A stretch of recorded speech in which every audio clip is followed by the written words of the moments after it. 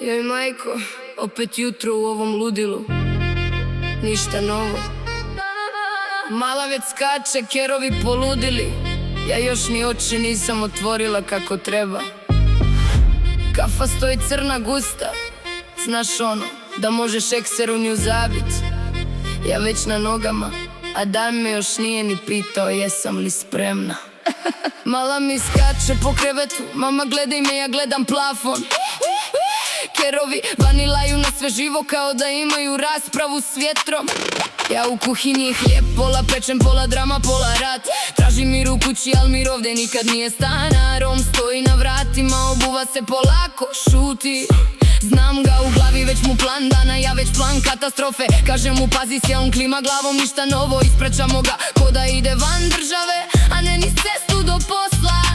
Kapija se zatvori i odmah druga dimenzija. Tetke već na ogradi, to im je kancelarija bez plate. Jedna zna sve, druga demantuje sve, treća dodaje još gore. Priče se rađaju brže nego djeca u sezoni i svadbi. Pijaca dolje, isti ljudi, iste priče, isti krompir. Jedan prodaje nov auto, auto stoji tu otkad znam za sebe. Harmonika negdje u daljini, ne zna se ko svira, ali svira se.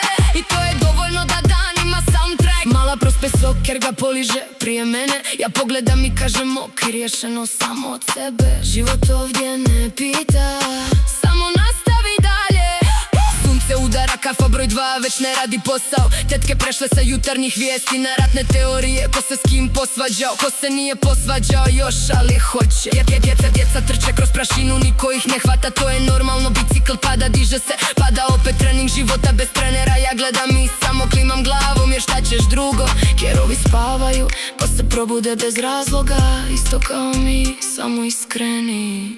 I onda predveče, nešto se promijeni u zraku. Kerovi prvi dignu glavu, mala stane usred rečenice. Tetke prekinu svađu na pola rečenice. Što je rekord? Ja znam šta to znači, on dolazi, prašina u daljini, koraci koje prepoznam i prije nego što vidim lice. I eto ga, umoran, prašnjav, kese u ruci, ali kad uđe u kamče se nekako sklapa na mjesto. Mala trči prva, kerovi za njom, ja stojim i gledam.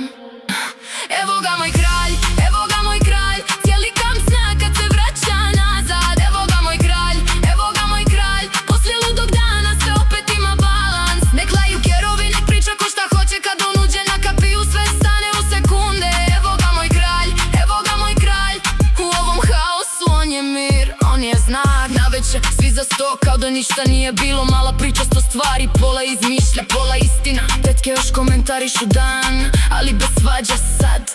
On sjedi, šuti, sluša, smije se. Ja ga gledam i mislim, čudno kako jedan čovjek može držati cijelu ovu ludu priču, da ne ode u haos. Kerovi ispod stola, kafa opet topla i nekako sve na mjesto. Sutra isto, isti haos, ista kuća, ali na veće opet znam jedno, on će se vratit i sve će opet imat smisla.